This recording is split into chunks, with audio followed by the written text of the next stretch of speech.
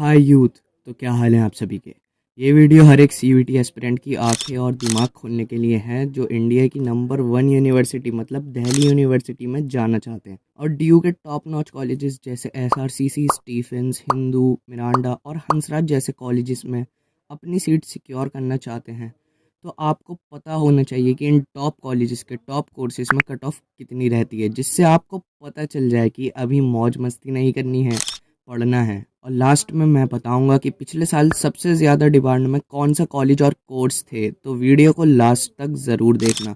But उससे पहले समझते हैं कि दिल्ली यूनिवर्सिटी की कट ऑफ कैसे आती है और टॉप कॉलेजेस और कोर्सेज की कितनी कट ऑफ रहती है, स्पेशली नॉर्थ कैंपस और टॉप कोर्सेज की कट ऑफ कितनी रहती है आपकी कैटेगरी वाइज।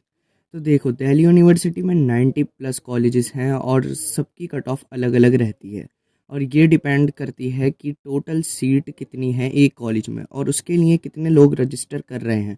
जैसे एग्जांपल से समझो, स्टीफेंस में हिस्ट्री ऑनर्स की 40 सीट्स हैं और 40,000 स्टूडेंट्स ने उसको अपनी प्रीफरेंस लिस्ट में ऊपर रखा है। और दूसरी तरफ श्रद्धानंद कॉलेज है, उसमें भी 40 सीटें हैं लेकिन बस 40 स्टूडेंट्स ने ही उसको अपनी प्रीफरेंस लिस्ट में रखा है। तो ऑब्वियसली जो आपकी कट ऑफ रहेगी वो स्टीफेंस में हाई रहेगी। और फिर आता है कैटेगरी और रिजर्वेशन का रोल।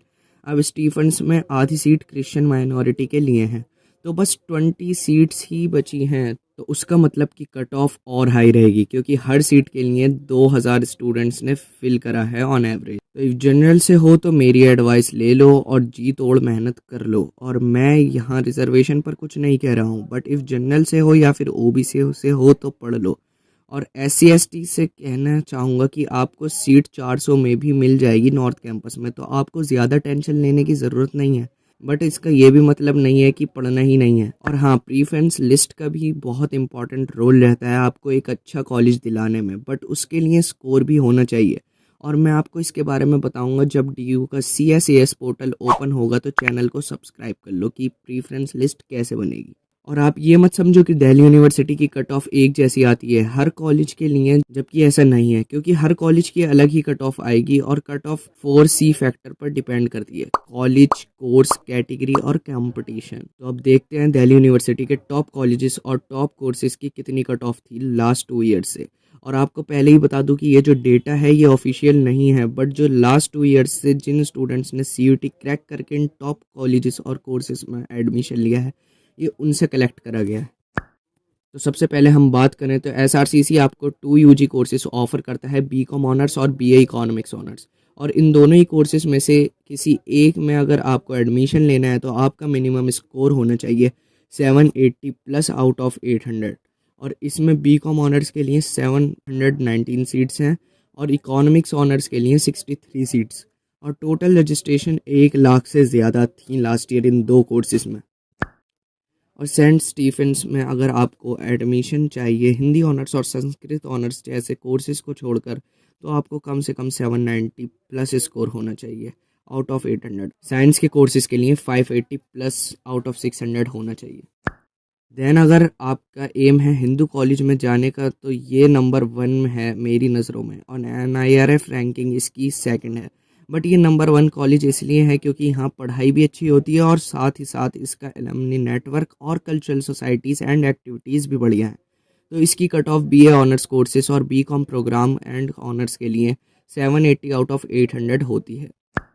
मिरांडा हाउस जो कि एक ओनली वुमेन कॉलेज है और LSR और इसकी टक्कर रहती है नंबर 1 पोजीशन के लिए अमंग ओनली वुमेन कॉलेजेस।